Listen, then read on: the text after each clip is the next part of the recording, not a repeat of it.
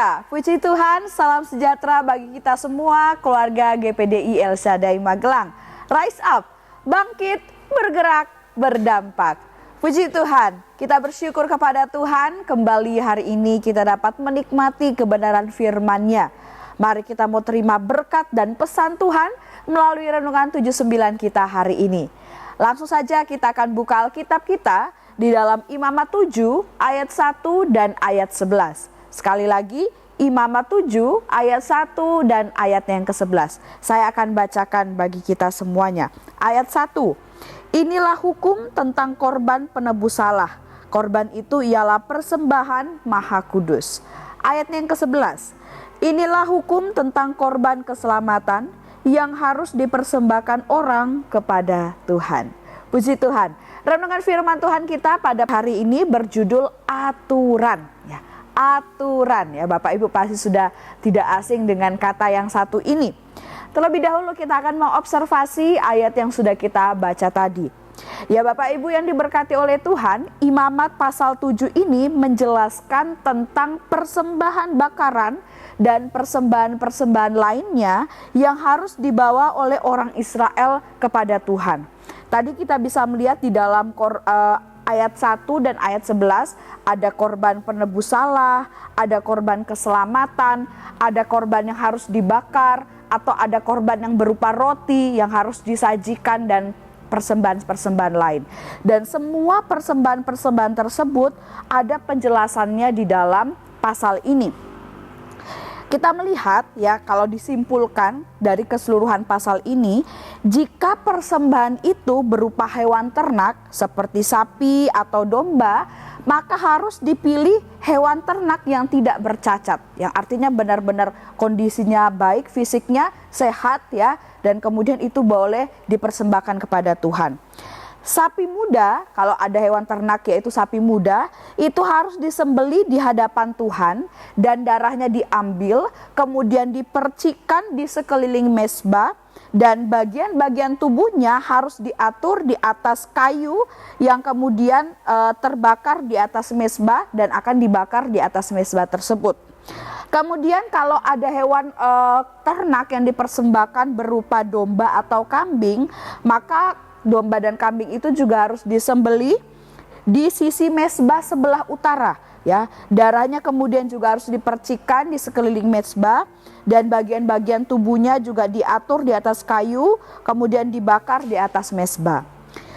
Kemudian kalau persembahan itu berupa burung, jadi bukan hewan ternak lagi tapi burung, seperti burung tekukur atau burung merpati muda, maka kepala burung harus dipuntir ya, kemudian dibakar di atas mezbah dan kemudian darahnya dikucurkan ya di atas sisi mezbah, dan bagian-bagian tubuhnya diatur juga di atas kayu, kemudian dibakar di atas mezbah.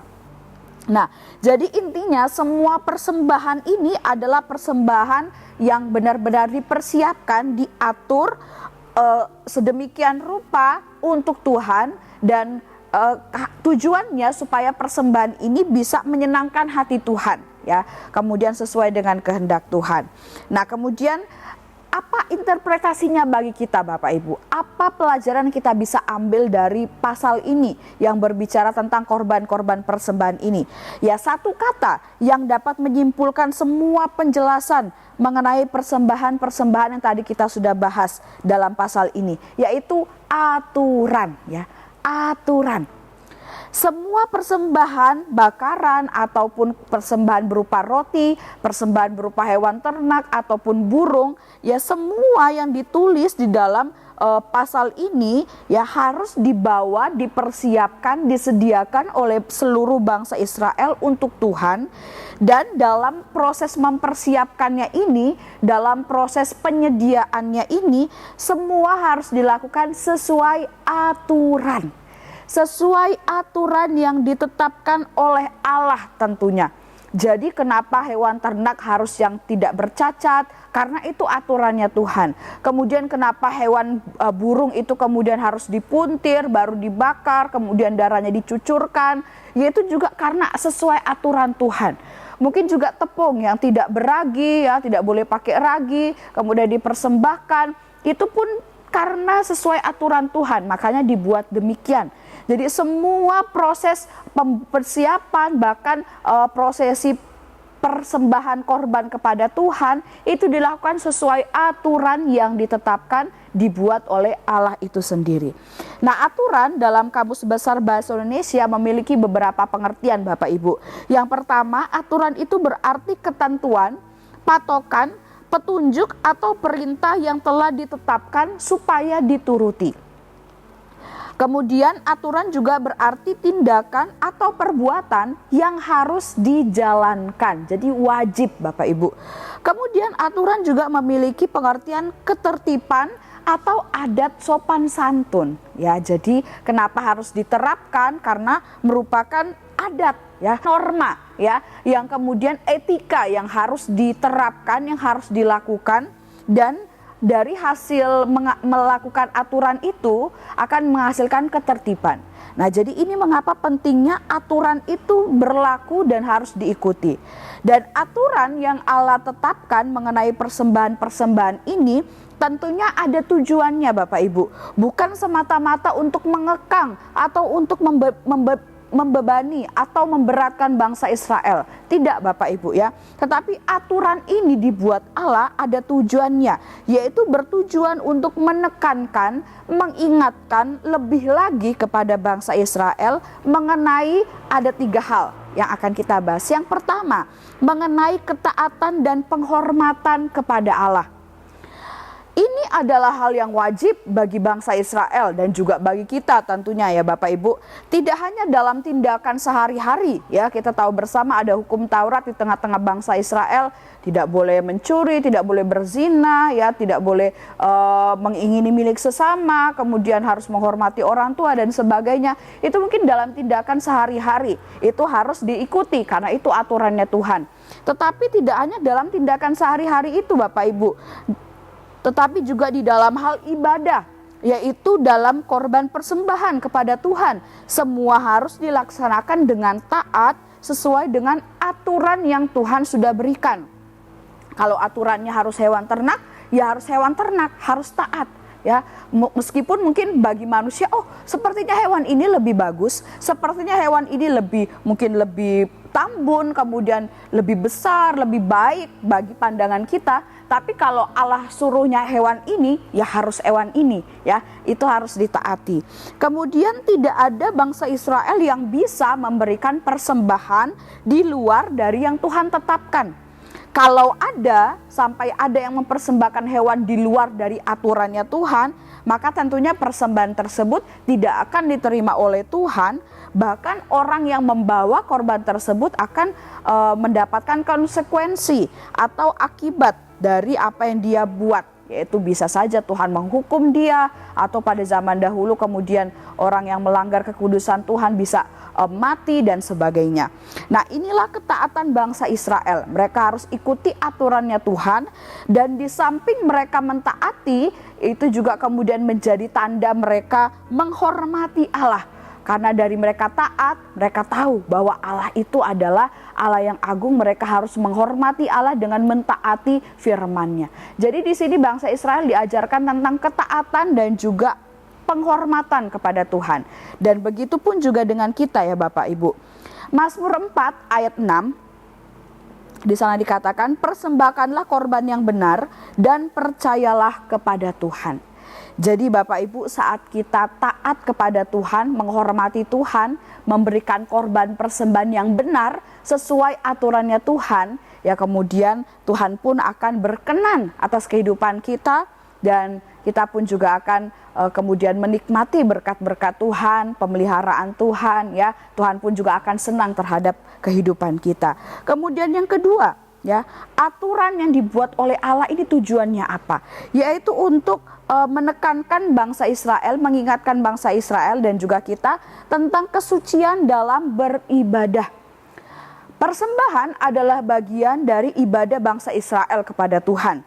Nah, ibadah itu tentunya adalah saat-saat di mana bangsa Israel bisa berjumpa, bersekutu dengan Tuhan, ya, menikmati hadirat Tuhan. Imamat 7 ayat 1b saya bacakan. Korban itu ialah persembahan maha kudus. Imamat 7 ayat 14b saya bacakan kembali. Dan daripadanya, yakni setiap bagian persembahan itu haruslah dipersembahkannya satu roti sebagai persembahan khusus bagi Tuhan. Ya, Bapak Ibu yang diberkati oleh Tuhan, kembali kita melihat ya di dalam ayat-ayat ini sesuai dengan ayat-ayat yang terdapat dalam pembacaan kita hari ini. Jika sudah masuk dalam ibadah, bersekutu dengan Tuhan, ya, maka kesucian dan kekudusan adalah sesuatu yang wajib, ya. Sebab kita akan menghadap Allah yang suci, Allah yang kudus. Jadi kita pun juga harus kudus, kita juga harus suci. Dan semua yang dibawa ke hadapan Allah harus juga dalam keadaan kudus, termasuk korban persembahan atau umat Tuhan atau pelayan Tuhan yang melayani di dalam ibadah tersebut. Semuanya harus kudus, semuanya harus suci. Maka dari itu persembahan yang dibawa kepada Allah harus dibuat, harus dipersiapkan sesuai aturannya Tuhan supaya persembahan tersebut bisa kudus di hadapan Tuhan. Kalau persembahannya saja disiapkan tidak sesuai aturan Tuhan, bagaimana dia bisa kudus di hadapan Tuhan? Karena asalnya tidak dari Tuhan, ya, aturannya tidak dari Tuhan. Tapi kalau dari Tuhan, pasti persembahan tersebut akan kudus juga karena sesuai dengan apa yang diatur oleh Tuhan.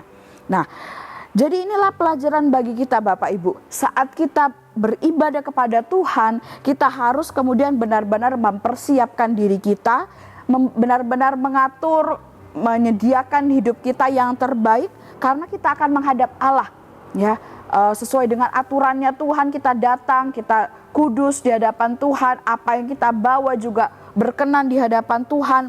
Dan jika Allah adalah kudus, maka saat beribadah kepada Allah kita juga harus dalam keadaan yang kudus atau suci. Baik itu pikiran kita, hati kita, jiwa kita, tubuh ataupun persembahan yang kita bawa kepada Tuhan. Kita sungguh-sungguh beribadah, kita sungguh-sungguh memuji Tuhan, belajar firman-Nya dan memberikan korban persembahan bagi Tuhan.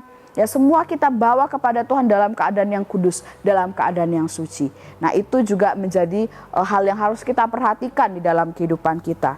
Dan apa aplikasinya Bapak Ibu? Apa yang harus kita lakukan dalam kehidupan kita, ya, yang sesuai dengan keadaan kita saat-saat ini sebagai bentuk kita mengikuti aturan Tuhan di dalam hal persembahan ini, ya, dalam hal kita kemudian datang kepada Tuhan dengan kesucian, kita datang kepada Tuhan dengan ketaatan dan penghormatan. Apa yang bisa kita lakukan? Yang pertama, saat ibadah kita ikuti tata acara, kemudian susunan acaranya dengan baik, dengan sungguh-sungguh. Kalau ada pemimpin pujian atau pembicara mengajak kita menyembah Tuhan, tepuk tangan, kita lakukan dengan sukacita untuk Tuhan. Lakukan dengan sungguh-sungguh, bernyanyi dengan sungguh-sungguh untuk Tuhan. Kemudian kalau dijelaskan tentang firman Tuhan, kita belajar sungguh-sungguh, perhatikan sungguh-sungguh. Atau kalau kita memberikan korban persembahan, ya berikan persembahan itu dengan sukacita dan dipersiapkan dengan sebaik-baiknya. Ya, contoh Bapak Ibu, misal di gereja kita, ya, kalau kita memberikan persembahan yaitu berupa uang persembahan, kita tata dengan rapi, ya, ada amplop-amplop yang disediakan, ditata dengan rapi, dipersiapkan.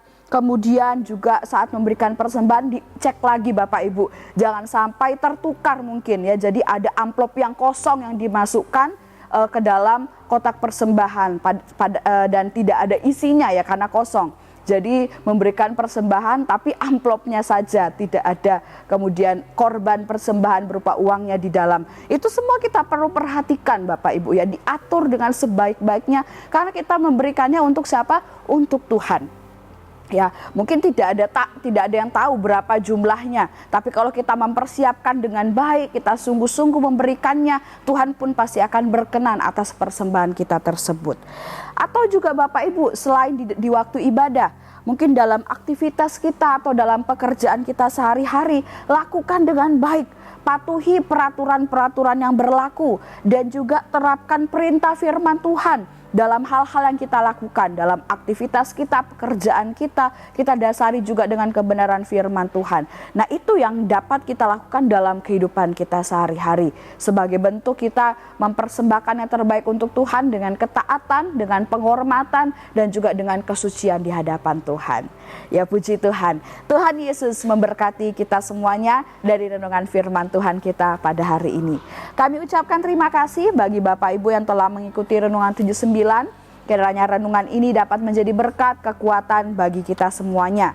Bagi Bapak Ibu, saudara-saudari yang ini doakan untuk pokok doa tertentu atau ingin menyampaikan, menceritakan kesaksian, baik mujizat kesembuhan, pemulihan masalah keluarga dan lain-lain, dapat disalurkan melalui chat WhatsApp di nomor 0813 2742 0088. Mari Bapak Ibu, kita akan akhiri renungan ini dengan berdoa. Kami mengucap syukur Tuhan buat kebenaran firman-Mu hari ini yang kembali mengingatkan kami tentang aturan Tuhan yang harus kami ikuti dalam kehidupan kami, menjadi penuntun supaya hidup kami selalu benar berkenan di hadapan Tuhan. Tuhan berkati setiap jemaat Tuhan yang ada di GPD El Shaddai Magelang.